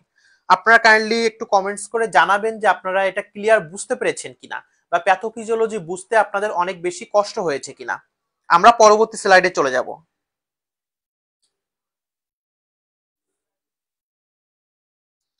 আপনারা কাইন্ডলি সবাই কমেন্টস করে জানাবেন যে আপনারা প্যাথোফিজিওলজি ক্লিয়ার বুঝতে পেরেছেন কিনা, বা আপনাদের প্যাথোফিজিওলজি বুঝতে অনেক বেশি কষ্ট হয়েছে কিনা। আমরা পরবর্তী স্লাইডে চলে যাব। এটা হচ্ছে আমাদের একটা বেস্ট অ্যান্সার কোশ্চেন রয়েছে, which is the most common cause of myocardial infarction. Myocardial ইনফ্রাকশনের মোস্ট কমন কজ বা সব থেকে কমন কজ কোনটি? দেখুন, আমাদের যখন বেস্ট অ্যান্সার কোশ্চেন গুলো হয়, বেস্ট অ্যান্সার কোশ্চেনে কি করে, প্রত্যেকটা রাইট অপশন গুলো দেওয়া থাকে, ওই অপশন গুলোর ভিতরে যেটা বেস্ট বা যেটা সব থেকে বেশি রেসপন্সিবল সেটা আমাকে চুজ করতে হয়। তো ম্যাক্সিমাম মানুষ কিন্তু হচ্ছে এই বেস্ট অ্যান্সার গুলো ভুল করে, এবং আপনি থিওরিটিক্যাল প্রিপারেশন যখন না নিবেন আপনি ধরাটা খাবেন বেস্ট অ্যান্সারে এসে। কারণ আপনি কোনো একটা বই থেকে পড়লেন মায়োকার্ডিয়াল ইনফ্রাকশনের কজ, এবং সেখানে দেখলেন যে আপনার অপশন গুলো আছে, আপনি পরীক্ষার হলে গেলেন দেখলেন ওই অপশন গুলো আপনার সেম নাই, তখন কিন্তু আপনি অ্যান্সার করতে পারবেন না। বাট আপনি যদি থিওরি পড়ে যান তাহলে খুব ইজিলি বা খুব সহজে সঠিক উত্তরটা বের করতে পারবেন। লামিয়া বিনতে রশিদ, আসসালামু আলাইকুম ভাই, আরেকবার একটু বুঝাই দিবেন প্লিজ। ঠিক আছে, আমরা একটু পরে বুঝাই দিচ্ছি। নাফিসা, আমার তো মুখস্থ হয়ে গিয়েছে ভাইয়া, thank you, clear. Naomi Kohinoor, Fahima Akter, Nupur Biswas, Sumaya Akter স্মৃতি কমেন্টস করেছেন। এটাই কিন্তু আপনাদের নিজেরা এখন দ্বিধাদ্বন্দ্বে পড়তেছেন কোনটা চুজ করবেন। কাইন্ডলি একটু মাথা খাটিয়ে দেখবেন যে আমাদের কজে কোনগুলো ছিল। আমাদের কিন্তু হাইপার টেনশনও হচ্ছে আমাদের অপশনের আমরা যখন পড়েছি ওখানে ছিল, অ্যাথেরোস্ক্লেরোসিসও ছিল। এই দুইটার ভিতর কোনটা রাইট অ্যান্সার? দেখুন, আমাদের হচ্ছে হার্ট অ্যাটাকের জন্য মেইন কজ হচ্ছে অ্যাথেরোস্ক্লেরোসিস, অর্থাৎ তার আর্টারিয়াল অলের ভিতরে যে প্লেগ জমতেছে এটাকে আমরা মেডিকেল টার্মে অ্যাথেরোস্ক্লেরোসিস বলি। দ্যাটস ওয়াই এটা সঠিক উত্তর। কারণ অ্যাথেরোস্ক্লেরোসিসের জন্যই সব থেকে বেশি হার্ট অ্যাটাক হয়। আর যখন কোনো পেশেন্টের হাইপার টেনশন থাকে, ওই হাইপার টেনশনের জন্য পরবর্তী ধাপে যে তার অ্যাথেরোস্ক্লেরোসিস হয় বা প্লেগ গুলো জমতে থাকে। দ্যাটস ওয়াই হাইপার টেনশনটা হচ্ছে not best answer, best answer is atherosclerosis. এখন ক্লিয়ার সবাই যে কেন অ্যাথেরোস্ক্লেরোসিস বেস্ট অ্যান্সার? দেখবেন আমরা যখন কজগুলো দেখেছি সবার উপরে ছিল অ্যাথেরোস্ক্লেরোসিস, তারপর হাইপারটেনশন, আমাদের সিরিয়াল ওয়াইজ এগুলো দেওয়া ছিল। আপনারা কাইন্ডলি একটু কমেন্টস করে জানাবেন যে আপনারা ক্লিয়ার বুঝতে পারছেন কিনা। সুজন বড়াই, সুজন সি। আচ্ছা, আমাদের ক্লাসটা কিন্তু খুব বোরিং হয়ে যাচ্ছে কারণ আপনারা কেউ কোনো কোশ্চেন করতেছেন না, বা আমরা যখন রেসপন্স করতে বলতেছি আপনারা কোনো রেসপন্সই করতেছেন না। দেখুন, এটা on kind of one way communication হয়ে যাচ্ছে। এমনিতে ক্লাস যেটা অনওয়ে কমিউনিকেশন, এখানে সরাসরি আপনারা আমাদের সাথে কথা বলতে পারেন না। তো আপনারা বুঝতেছেন কিনা বা কোথাও আপনাদের সমস্যা হচ্ছে কিনা এটা কিন্তু আমি এখান থেকে বোঝাটা ডিফিকাল্ট। দ্যাটস ওয়াই আপনি বুঝলেও রেসপন্স করবেন, আপনি না বুঝলেও সেটা বলবেন, আমরা সেটা আপনাকে আবারও বুঝিয়ে দিব। কারণ আমরা আমাদের কোথাও ল্যাকিংস থাকতে পারে, কিন্তু আমি যদি ক্লাস থেকে না জেনে বের হয়ে যাই সেটা আমার সব থেকে বড় দুর্বলতা, এবং সেটা আমার বলা যায় কাপুরুষতা, যে আমার কোশ্চেন করার মতো ক্যাপাবল আমি না, বা আমি কোশ্চেন করতে পারতেছি না। কারণ আপনি যেখানেই হ্যাঁ, পড়েন না কেন, আপনি যেখানে থাকেন না কেন, আপনি আপনার টিচারকে কোশ্চেন করলে টিচার অ্যান্সার দিতে বাধ্য। দ্যাটস ওয়াই যারা ক্লাসে চুপচাপ বসে থাকে বা কোনো কোশ্চেন করে না, আমার কাছে এটা অন কাইন্ড অফ হচ্ছে কাপুরুষ। কারণ তারা শুধুমাত্র ক্লাসে আসে, ক্লাস থেকে না নিয়েই বের হয়ে যাচ্ছে। আপনি একটা ক্লাস করতেছেন মানে ওই ক্লাসের পুরো জিনিসটা জানার আপনার অধিকার আছে বা রাইট আছে। You have right to ask question, আপনি কোশ্চেন করবেন। সুমাইয়া একটা স্মৃতি, সাইদ, জি ভাই বুঝতে পারছি। আচ্ছা, আমরা প্যাথোফিজিওলজিটা আরেকবার একটু দেখি। আমরা অনেকেই কমেন্টস করেছেন, ক্লিয়ার ছিল না প্যাথোফিজিওলজিটা। দেখুন, প্যাথোফিজিওলজিটা হচ্ছে একটা রোগ সৃষ্টির প্রক্রিয়া, বা কিভাবে একটা ডিজিজ আমাদের শরীরে হচ্ছে। তো মায়োকার্ডিয়াল ইনফ্রাকশনটা কি হচ্ছে? মায়োকার্ডিয়াল ইনফ্রাকশনের যে কজ গুলো ছিল, atherosclerosis, hypertension, diabetic mellitus, smoking, এই কজ গুলোর জন্য ওই মানুষের শরীরে যে করোনারি আর্টারি রয়েছে, ওই করোনারি আর্টারির ভিতরে হচ্ছে প্লেক জমতেছে। যেমন তার ফ্যাট বা কোলেস্টেরল, এগুলো করোনারি আর্টারির ভিতরে জমতেছে, যেটাকে আমরা মেডিকেল টার্মে অ্যাথেরোস্ক্লেরোসিস বলে থাকি। অর্থাৎ ওই প্লেগ গুলো যখন এক জায়গায় অনেক কিছু জমা হচ্ছে, এটাকে আমরা বলে থাকি অ্যাথেরোস্ক্লেরোসিস। তারপরে কি হচ্ছে, ওই প্লেগ এটা জমছে, এই প্লেগটা এখান থেকে রাপচার হচ্ছে বা ছিঁড়ে যাচ্ছে, এবং এই প্লেগটা যখনই রাপচার হচ্ছে তখন ওইখানে ব্লাড ফ্লোটা বাধাগ্রস্ত হয়ে রক্তটা ওইখানে ক্লট হয়ে যাচ্ছে বা জমাট বেঁধে যাচ্ছে। এবং যখনই এখানে রক্তটা জমাট বাঁধতেছে তখনই কিন্তু তার আর্টেরিয়াল অলের ভিতরে ব্লকেজ হয়ে যাচ্ছে, অর্থাৎ এই পুরো আর্টেরিয়াল অলটা আটকে যাচ্ছে। এবং আটকে যাওয়ার জন্য কি হচ্ছে, তার কিন্তু হচ্ছে ওই জায়গা থেকে আর ব্লাড পাস হতে পারতেছে না। তারপরে যেটা হয় সেটা হচ্ছে তার ইস্কেমিয়া হয়ে যায়। ইস্কেমিয়া বলতে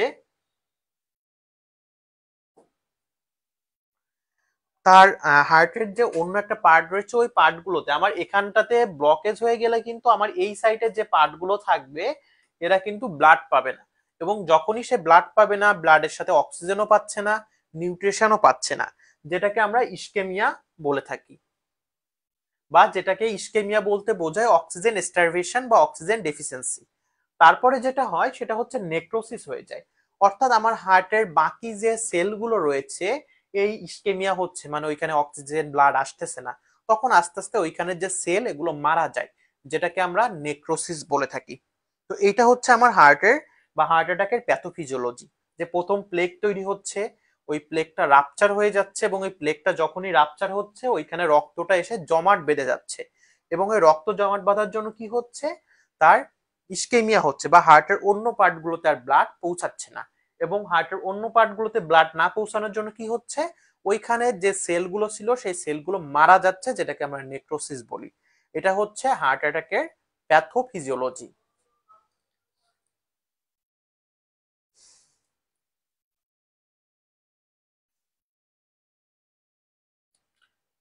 এবং আমাদের এখানে দেখবেন কজ গুলো রয়েছে, আপনারা এই কজ গুলো একটু দেখে নিবেন। যে যেখানে আমার প্রথম অ্যান্সার কেন অ্যাথেরোস্ক্লেরোসিস ছিল, আমাদের হার্ট অ্যাটাকের জন্য প্রথম কজ অ্যাথেরোস্ক্লেরোসিস, তারপর হাইপারটেনশন, তারপর স্মোকিং, হাই কোলেস্টেরল, ডায়াবেটিস, এগুলা।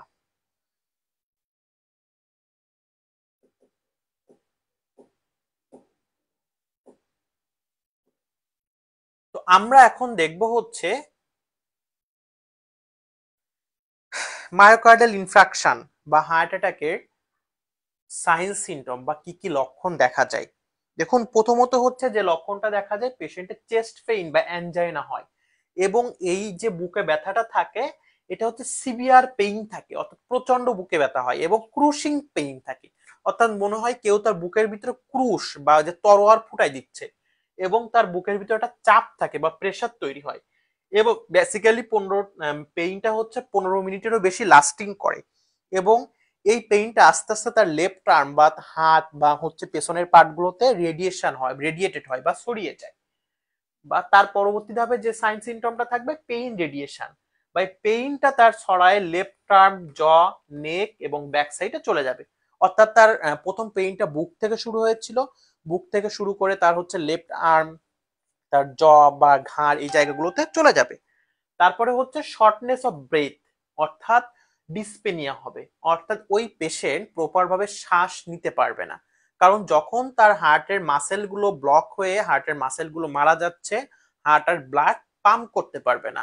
আর হার্ট ব্লাড পাম্প না করতে পারলে তার বাকি হচ্ছে ব্লাড গুলো কোনোভাবেই লাংসে পৌঁছাবে না বডি থেকে, তখনই তার শ্বাসকষ্ট শুরু হয়ে যাবে। পেশেন্ট সোয়েটিং বা ঘামবে, নওশিয়া বা ভমিটিং হতে পারে, এটা কিছু কিছু ক্ষেত্রে হয়, ফ্যাটিক থাকবে, এবং ডিজিনেস বা ফেইন্টিং থাকবে। এটা হচ্ছে আমাদের হার্ট অ্যাটাকের লক্ষণ বা সাইন। ক্লিয়ার সবাই সাইন সিমটমরা? তাহলে আমরা পরবর্তী স্লাইডে যাব। এবং পেশেন্টের ডিজিনেস বা মাথা ঘোরানো বা ফেইন্টিং হবে, কারণ তার কিন্তু হার্ট অ্যাটাক হওয়ার জন্য তার হার্ট প্রপার ভাবে কাজ করতেছে না। হার্ট প্রপার ভাবে কাজ না করলে তার সারা শরীরে ব্লাড সার্কুলেশন হচ্ছে না, এবং তার কিন্তু ব্লাড সার্কুলেশন না হওয়ার জন্য কি হচ্ছে, তার ব্রেইন পর্যাপ্ত ব্লাড পাচ্ছে না বা পর্যাপ্ত রক্ত পাচ্ছে না, এবং ব্রেইনটা যখনই ব্লাড পাবে না তখন কিন্তু তার নার্ভাস সিস্টেমও কাজ করবে না। আর একবার তার নার্ভাস সিস্টেম কাজ করা বন্ধ করে দিলেই তার এই যে ডিজিনেস পেইন্টিং থাকবে, এবং পরবর্তীতে এভাবে যদি চলতে থাকে তার নার্ভ গুলো ড্যামেজ হবে, এবং নার্ভাস সিস্টেম কাজ না করলে তার লাংস, তার কিডনি, লিভার, বাকি যে ভাইটাল অর্গান গুলো রয়েছে সেটাও আস্তে আস্তে ফাংশন করা বা কাজ করা বন্ধ করে দিবে। Nayan Ghosh, all the best, keep it up, thank you Nayan. আমরা পরবর্তী স্লাইডে চলে যাই। Which of the following are common symptom of myocardial infarction? Myocardial ইনফ্রাকশনের কমন সিমটম কোনগুলো? আমাদের এখানে অপশন রয়েছে chest pain, nausea, headache, shortness of breath এবং ডিজিনেস। এখান থেকে কাইন্ডলি আপনারা কমেন্টস করে সঠিক উত্তরগুলো জানাবেন যে মায়োকার্ডিয়াল ইনফ্রাকশনের কমন সিমটম কোনগুলা।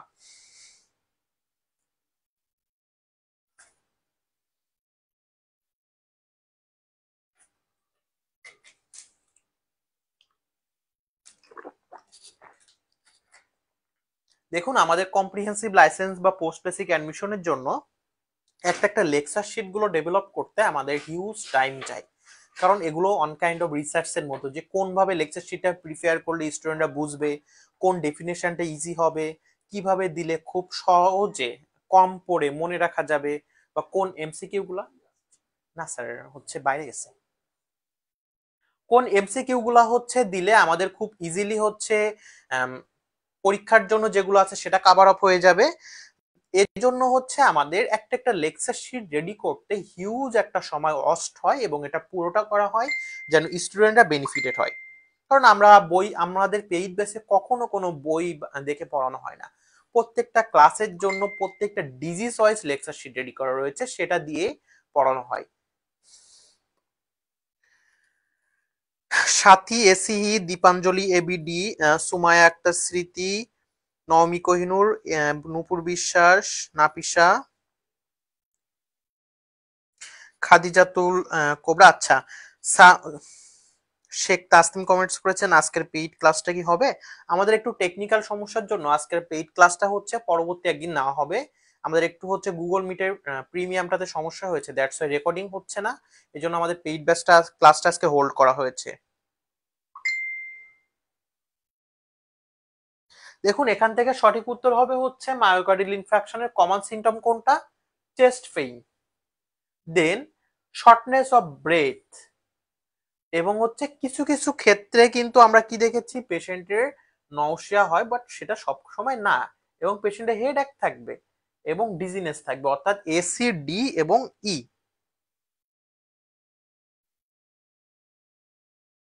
সরি, আমাদের সঠিক উত্তর হবে এ, সি হবে না, হেডএকটা থাকে না, এ, বি, ডি এবং ই।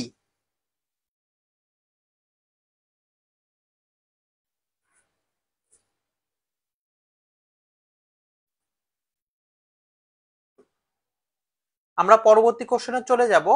What is the typical symptom of MI বা মায়োকার্ডিয়াল ইনফ্রাকশনের টিপিক্যাল সিমটম কোনটা? এটা কিন্তু আমাদের বেস্ট অ্যান্সার কোশ্চেন, অর্থাৎ এখান থেকে বেস্ট অ্যান্সারটা আপনাকে চুজ করতে হবে। অপশন রয়েছে shortness of breath, sudden severe chest pain, nausea and vomiting, dizziness.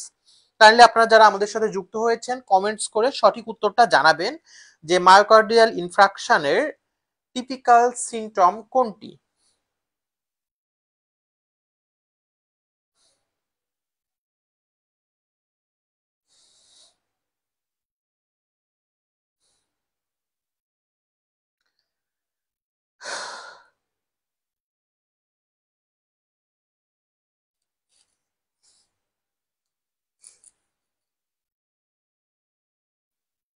Nafisa B, Sumaiya Akter স্মৃতি বি।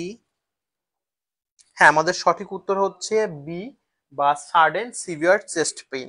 দেখুন, আমাদের পেইড ব্যাচে আপনারা যারা ভর্তি হবেন, আপনারা যতই কোশ্চেন করুন না কেন, কখনো কোনো স্টুডেন্টদেরকে আমরা ক্রিটিসিজম বা এই কোশ্চেন কেন করলেন বা বোঝানো হয় না, এটা করা হয় না।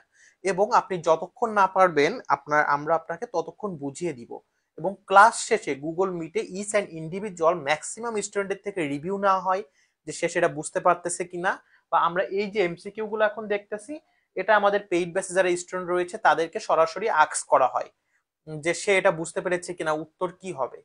এবং যদি ক্লাসে সে মনোযোগ না থাকে তাহলে এটার জন্য তাকে চার্জ করা হয়। এবং প্রত্যেকটা ক্লাসের পরের দিন পরীক্ষা নেওয়া হয়, এবং পরীক্ষার রেজাল্ট যারা খারাপ করবে তাদেরকে আবার ইন্ডিভিজুয়ালি গাইড করা, কেন খারাপ হচ্ছে, কি কারণে খারাপ হচ্ছে, পড়াশোনায় কোথায় ল্যাকিংস আছে, প্রত্যেকটা ব্যাপার খুব ইন্টেন্সিভলি দেখা হয়। আমরা এখন চলে যাব ডায়াগনস্টিক টেস্ট, যে এমআই ডায়াগনোসিসের জন্য আমরা কোন কোন টেস্ট করি। সেটা হচ্ছে ইসিজি করা হয়, এবং ইসিজিতে এসটি এলিভেশন আছে কিনা বা ডেপ্রেশন বা নিচে নেমে গিয়েছে কিনা দেখা হয়। কারণ যদি ইসিজি রিপোর্টে দেখা হয় যে এসটি সেগমেন্টটা উপরে গিয়েছে, তাহলে বোঝা হয় যে ওই পেশেন্টের করোনারি আর্টারিটা কমপ্লিট ব্লকেজ হয়ে গিয়েছে। আর যদি দেখা হয় যে এসটি সেগমেন্টে ডিপ্রেশন হয়েছে, তাহলে বোঝা হয় পার্শিয়াল ব্লক হয়েছে। দেন কার্ডিয়াক বায়োমেকার গুলো চেক করা হয়, যেমন ট্রোপোনিন আইটি বা সিকেএমবি। এই ট্রোপোনিন আইটি হচ্ছে স্পেসিফিক টেস্ট, এটা হচ্ছে করা হয় মায়োকার্ডিয়াল ইনজুরি হওয়ার 3 থেকে 4 ঘন্টা ভিতরে। অর্থাৎ একজন মানুষের মায়োকার্ডিয়াল ইনফ্রাকশন হয়েছে, তার 3 থেকে 4 ঘন্টা পরে তার মধ্যে এই ট্রোপোনিনটা করা হয়, এবং করে দেখা হয় যে তার ট্রোপোনিন লেভেলটা বেড়েছে কিনা। সিকেএমবি বা ক্রিয়েটিনিন কাইনেজ, এটা করাই হচ্ছে মায়োকার্ডিয়াল ইনফ্রাকশন হওয়ার 4 থেকে 6 ঘন্টার ভিতরে। এবং ইকো করা হয় বা ইকোকার্ডিওগ্রাম করা হয়, এটা করে দেখা হয় তার হার্টের মাসেল গুলো প্রপার ভাবে কাজ করতেছে কিনা। এবং করোনারি এনজিওগ্রাফি করা হয়, অর্থাৎ করোনারি এনজিওগ্রাফি হচ্ছে ইমেজিং টেস্ট, অর্থাৎ করোনারি আর্টারির ভিতর ক্যামেরা দিয়ে চেক করা হয় তার করোনারি আর্টারি কতটুকু ব্লকেজ হয়েছে, এবং সেভাবে তার আলাদা ওই যে রিং পরানো আমরা যেটাকে একদম বাংলায় বলি, এটা করা হয়, যেটাকে আমরা মেডিকেল টার্মে এনজিওগ্রাফি বলে থাকি। আমাদের পরবর্তী কোশ্চেন হচ্ছে which cardiac enzyme is most specific to MI diagnosis, যেটা আমাদের একদম প্রথমে ছিল। কোন কার্ডিয়াক এনজাইমটা মায়োকার্ডিয়াল ইনফ্রাকশন ডায়াগনোসিসের জন্য সবথেকে স্পেসিফাইড? আমরা কিন্তু একটু আগে এটা দেখেছি, দেখুন এনজাইমগুলো। তো আপনারা এখান থেকে চুজ করে সিলেক্ট করবেন কোনটা best answer. Which cardiac enzyme is most specific to MI diagnosis? Myocardial infarction ডায়াগনোসিসের জন্য কোন কার্ডিয়াক এনজাইমটা সবথেকে বেশি স্পেসিফাইড? স্পেসিফিক কোনটা কাইন্ডলি আপনারা কমেন্টস করে জানাবেন। Naomi Kohinoor B, Jannatul Ferdous Jyoti. Specific cardiac enzyme কিন্তু ক্রিয়েটিনিনও আছে, ট্রোপোনিনও আছে, বাট আমাদের এখানে একটু চেক দিবেন প্রথম কোনটা ছিল, ট্রোপোনিন আই অন বা টি, এটাই হচ্ছে আমাদের এখানে বেস্ট অ্যান্সার। তার পরবর্তীতে আছে ক্রিয়েটিনিন কাইনেস। আমাদের পরবর্তী কোশ্চেন হচ্ছে which of following lab marker indicate MI? কোন ল্যাব মার্কারটা মায়োকার্ডিয়াল ইনফ্রাকশনকে ইন্ডিকেট করে? আমাদের এখানে অপশন রয়েছে elevated troponin level, elevated D dimer, elevated creatinine kinase, elevated C reactive protein এবং এলিভেটেড বি টাইপ। এখান থেকে আপনারা এটা ট্রু ফলস কোশ্চেন কমেন্টস করে কোনটা সঠিক উত্তর জানাবেন। দেখুন আমরা কিন্তু এখনো মায়োকার্ডিয়াল ইনফ্রাকশন সম্পর্কে কোন কোন মেডিসিন ইউজ করা হয়, এই মেডিসিনগুলো কি কাজে লাগে সেগুলো দেখব। আমরা চলুন আমাদের ক্লাসের সময়টা শেষের দিকে আমরা চলে যাই, যে আমরা মায়োকার্ডিয়াল ইনফ্রাকশনের ম্যানেজমেন্ট বা ইমিডিয়েট ম্যানেজমেন্ট মনে রাখার জন্য আমরা মনে রাখবো মনা দিয়ে, যেটা কিন্তু আমরা শুনতে একটু দেখাইলো অদ্ভুত দেখাইলো, এটা আমরা মনে রাখার জন্য বেস্ট টেকনিক, যে কিভাবে আমরা মায়োকার্ডিয়াল ইনফ্রাকশন ম্যানেজমেন্ট করব বা ইমিডিয়েট ম্যানেজমেন্ট। অর্থাৎ কারোর হার্ট অ্যাটাক হলো, আপনি সাথে সাথে কি করবেন, সেটা হচ্ছে মনা। এই মনাটা কি আমরা দেখব। এই মনা কিন্তু ওই যে আমরা ভালোবেসে অনেককে বলি বা অনেক সময় বিভিন্ন জায়গায় কটূক্তি করে বলা হয়, এই মনা সেই মনা না, এই মনা আলাদা মনা। চলুন আমরা একটু মনাটা দেখে আসি। এমতে হচ্ছে মরফিন, ওতে অক্সিজেন, এনতে হচ্ছে নাইট্রোগ্লিসারিন এবং এতে হচ্ছে অ্যাসপ্রিন। এই চারটা সমন্বয়কে একসাথে বলা হয় মনা। এই মনাটা কি কাজে লাগে আমরা একটু দেখি। এম ফর মরফিন, এই মরফিনটা হচ্ছে ওই পেশেন্টের পেইন রিলিফের জন্য এবং তার হার্টের যে স্ট্রেস হচ্ছে এটাকে কমানোর জন্য ইউজ করা হয়। কারণ মরফিন হচ্ছে আমাদের সরাসরি সেন্ট্রাল নার্ভাস সিস্টেমের উপর কাজ করে এবং এটা পেইন কিলার হিসেবে কাজ করে, এবং এই মরফিনটা যখন দেওয়া হয় ওই পেশেন্টের পেইনটা কমে এবং তার হার্টে যে স্ট্রেস বা একটা চাপ ছিল ওটা আস্তে আস্তে রিডিউস হয়ে যায়। দেন ওতে অক্সিজেন, পেশেন্টের যেহেতু লাংস এবং কাজ করতেছে না, তার হার্ট প্রপার ব্লাড সার্কুলেশন করতেছে না, তার সারা শরীরে অক্সিজেনের ঘাটতি দেখা যায়, তখন কি হয় পেশেন্টকে অক্সিজেন দেওয়া হয় যেন তার হচ্ছে টিস্যুগুলো আবার অক্সিজেন ফিরে পায়। এনতে নাইট্রোগ্লিসারিন, এই নাইট্রোগ্লিসারিনটা দিলে কি হয়, পেশেন্টের যে ব্লাড ভেসেল গুলো ডায়ালেট হয় বা বড় হয়ে যায়, এবং ব্লাড ভেসেলটা বড় হয়ে গেলে কি হয় তখন হার্টের মাসেলে ব্লাড ফ্লোটা ইমপ্রুভ হয় বা আবার ব্লাড চলাচল করতে পারে। কারণ এটা হচ্ছে আমার একটা কার্ডিয়াক করোনারি আর্টারি, এখানে হচ্ছে ব্লকেজ হয়ে হার্ট অ্যাটাক হলো। এখন আমাদের যখন নাইট্রোগ্লিসারিন দেওয়া হয় এই আর্টারি গুলো হচ্ছে ডায়ালেট বা বড় হয়ে যায়, এবং এই বড় হলে কি হয় তখন আবার ওইখানে ব্লাড সার্কুলেশন শুরু হয়। এতে অ্যাসপিরিন, এই অ্যাসপিরিনটা দেওয়া হয় যেন আবারও এখানে ব্লাড ক্লট না হয়। আমরা সবাই জানি অ্যাসপিরিনটা হচ্ছে অ্যান্টিকোয়াগুলেন্ট হিসেবে কাজ করে, কারণ অ্যাসপিরিনটা দিলে ওই ব্লাড গুলো তার ওখান থেকে হচ্ছে তুলনামূলকভাবে হালকা হয়ে যায় এবং আমাদের হচ্ছে ওইখানে আর ব্লাড ক্লট হতে পারে না, এবং পাশাপাশি হচ্ছে ওইখানে যে প্লেগ গুলো ছিল কিছুটা প্লেগ ওখান থেকে ভেঙেও চলে যায়। এটা হচ্ছে আমাদের হার্ট অ্যাটাকের ইমিডিয়েট ম্যানেজমেন্ট। এবং এই অ্যাসপিরিন কিন্তু আমরা ডেঙ্গু পেশেন্টকে কখনো দেওয়া যায় না, কারণ অ্যাসপিরিন দিলে ডেঙ্গু পেশেন্টের ব্লিডিং এর রিস্কটা বেড়ে যায়।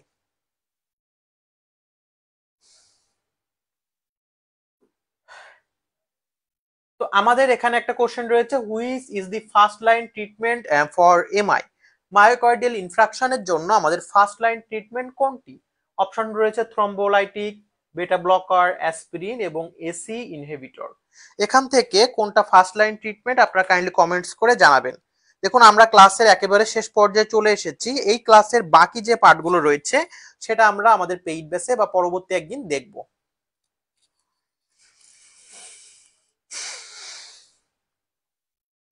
মায়োকার্ডিয়াল ইনফ্রাকশনের ফার্স্ট লাইন ট্রিটমেন্ট কোনটি? দেখুন এখানে সঠিক উত্তর হবে সি বা অ্যাসপিরিন। আমরা পরবর্তী স্লাইডে চলে যাই। যে এই যে মায়োকার্ডিয়াল ইনফ্রাকশন হলে আরো কি কি থেরাপি দেওয়া হয়, যে রিপারফিউশন থেরাপি, এখানে কি কি করা হয়। দেন হচ্ছে এই যে দেখুন আমাদের আরো একটা রয়েছে। তারপরে হচ্ছে এটা ছাড়াও আরো কি কি মেডিসিন এখানে ইউজ করা হয়, অ্যান্টিপ্লাটিলেট যেমন অ্যাসপিরিন, ক্লোপিডিজল, দেন হচ্ছে অ্যান্টিকোয়াগুলেন্ট হিসেবে হেপারিন, বা বেটা ব্লকার হিসেবে অ্যাটেনানল বা মেটোপ্রোপোলল, দেন এসি ইনহিবিটর, নাইট্রেটস, এগুলো এগুলো আমরা পরবর্তী কোন একটা ক্লাসে এ টু জেড ডিটেইলস দেখব। দেন পাশাপাশি রয়েছে হচ্ছে মায়োকার্ডিয়াল ইনফ্রাকশনের কমপ্লিকেশন, যে একজন মানুষের যখন মায়োকার্ডিয়াল ইনফ্রাকশন হয় পরবর্তীতে তার কি কি জটিলতা বা কমপ্লিকেশন হয়। দেন রয়েছে নার্সিং ইন্টারভেনশন, যে আমরা অ্যাজ এ নার্স কিভাবে একজন হার্ট অ্যাটাকের পেশেন্টকে ম্যানেজমেন্ট করব, এখানে আমাদের টোটাল দেওয়া রয়েছে। দেন প্রিভেনশন আছে, এবং তারপরে আমাদের মায়োকার্ডিয়াল ইনফ্রাকশন সম্পর্কে অনেকগুলো কোশ্চেন রয়েছে, যেমন এখানে একটা সিনারিও বেসড কোশ্চেন রয়েছে। দেন তারপরে হচ্ছে এই কোশ্চেনটার কেন ওইটা সঠিক উত্তর সেটার এক্সপ্লানেশন বিভিন্ন ধাপে ধাপে বা স্টেপ বাই স্টেপ দেওয়া হয়েছে। এবং এই সিনারিও বেসড কোশ্চেন গুলো যখন আপনারা স্টেপ বাই স্টেপ সলভ করা শিখবেন এটা আপনাদের জন্য খুবই ইফেক্টিভ। তো কাইন্ডলি আপনারা কমেন্টস করে জানাবেন যে আজকের ক্লাসটা আপনাদের কেমন লেগেছে এবং পরবর্তীতে আপনারা কোন টপিকসের উপর ক্লাস করতে চান। এবং যারা আমাদের পোস্ট বেসিক এবং লাইসেন্স পেইড বেসে ভর্তি হতে চান আমাদের ডিসপ্লেতে দেওয়া নাম্বারে যোগাযোগ করবেন, করে ভর্তি হয়ে যাবেন। আমাদের কিন্তু অলরেডি পেইড বেসে ক্লাস শুরু হয়ে গিয়েছে। এবং লাইসেন্সের জন্য যারা ভর্তি হবেন তাদের কিন্তু নিয়োগের ক্লাসটাও তাদের জন্য ফ্রি করা হয়েছে, অর্থাৎ আপনি কম্প্রিহেন্সিভ লাইসেন্স প্লাস নিয়োগ দুইটা প্রিপারেশনই সমান্তরাল ভাবে বা একই সাথে নিতে পারবেন। আফরোজ আক্তার ইমি আপনার আগের ব্যাচের স্টুডেন্ট ছিলাম, আমি পেইড ব্যাচে আলহামদুলিল্লাহ পাস করছি, আপনার ক্লাসগুলো খুবই মিস করি স্যার, থ্যাংক ইউ। সুমাই আক্তার স্মৃতি অনেক ভালো স্যার, অনেক ভালো হয়েছে। নাপিসা নাইস ক্লাস। আপনারা আমাদের সাথে যারা যুক্ত হয়েছেন সবাই কাইন্ডলি আজকের ক্লাসটা কেমন লেগেছে জানাবেন, এবং পরবর্তীতে আমরা কোন সাবজেক্টের উপর বা কোন টপিকসের উপর ফ্রি ক্লাস করতে চান কমেন্টস করে জানাবেন। রাফি থ্যাংকস স্যার সুন্দর করে বোঝানোর জন্য, থ্যাংক ইউ। সাইমা নওশিন মনাটুকু আবার বুঝাবেন ভাই। আচ্ছা, মনা হচ্ছে ইমিডিয়েট ম্যানেজমেন্ট, অর্থাৎ যখন একজন মানুষের মায়োকার্ডিয়াল ইনফাকশন হয় আমরা ইমিডিয়েটলি কিভাবে ম্যানেজ করি। এখানে এম বলতে বোঝায় মরফিন। এই মরফিন হচ্ছে পেইন কিলার, এটা আমাদের সরাসরি সেন্ট্রাল নার্ভাস সিস্টেমের উপর কাজ করে, এবং এই মরফিনটা দিলে পেশেন্টের যে চেস্ট পেইন হচ্ছিল এই চেস্ট পেইনটা কমে যায়। দেন ওতে হচ্ছে অক্সিজেন, তো যেহেতু মায়োকার্ডিয়াল ইনফ্রাকশন হলে পেশেন্টের শ্বাসকষ্ট হয় এটার জন্য অক্সিজেন দেওয়া হয়। এতে অ্যাসপ্রিন, অ্যাসপ্রিনটা হচ্ছে আমাদের ব্লাড ক্লটটা কমায় দেয়, অর্থাৎ তার যে রক্ত জমাট বেঁধে গিয়েছিল ওই রক্তটা আর জমাট বাঁধতে দেয় না। কারণ যখন মায়োকার্ডিয়াল ইনফ্রাকশনটা বেসিক্যালি হয়েছিল তার কিন্তু এখানে ব্লাড জমা হয়ে গিয়েছিল। এবং এনতে নাইট্রোগ্লিসারিন, এই নাইট্রোগ্লিসারিনটা জিহ্বার নিচে দেওয়া হয়, এবং এই নাইট্রোগ্লিসারিনটা কি করে ওই পেশেন্টের করোনারি যে অলটা এটাকে হচ্ছে ডায়ালেট বা বড় করে দেয়, যেন হচ্ছে তার করোনারি আর্টারিটা ডায়ালেট হয়ে যায়, হলে ওইখানে ব্লাড সার্কুলেশনটা আবারও ইমপ্রুভ হয়। লামিয়া বিনতে রশিদ কার্ডিওভাস্কুলার ডিজিজ ভাই ক্লাস নেবেন। মুসলিমা জাহান নাইস ক্লাস। মনাটা এনে দিয়ে কি হবে একটু বললে ভালো হয়। আচ্ছা, এনতে নাইট্রোগ্লিসারিন, এতে অ্যাসপিরিন। নাইট্রোগ্লিসারিনটা করোনারি আর্টারিকে ডায়ালেট বা বড় করে দেয় বা মোটা করে দেয়, যেন ওইখানে ব্লাড সার্কুলেশনটা বাড়ে। আর এতে অ্যাসপিরিন, অ্যাসপিরিনটা হচ্ছে আমাদের ইটাকে ব্লাডটা জমাট বাঁধতে দেয় না বা অ্যান্টিকোয়াগুলেন্ট হিসাবে কাজ করে। কারণ ওইখানে যেহেতু আমরা প্যাথোফিজিওলজিতে বা কজের ভিতরে দেখেছি যে পেশেন্টের ব্লাড ক্লট হচ্ছে তার করোনারি আর্টারিতে, এই ক্লটটা প্রিভেন্ট করে হচ্ছে অ্যাসপিরিন। হিজাবি কুইন আলহামদুলিল্লাহ অনেক কিছু শিখলাম, থ্যাংক ইউ। নওমি কোহিনুর অনেক ভালো class sir, thank you. Thank you সবাইকে, সবাই ভালো থাকবেন, সুস্থ থাকবেন এই কামনা নিয়ে আমাদের আজকের ক্লাস আমরা এখানেই শেষ করছি।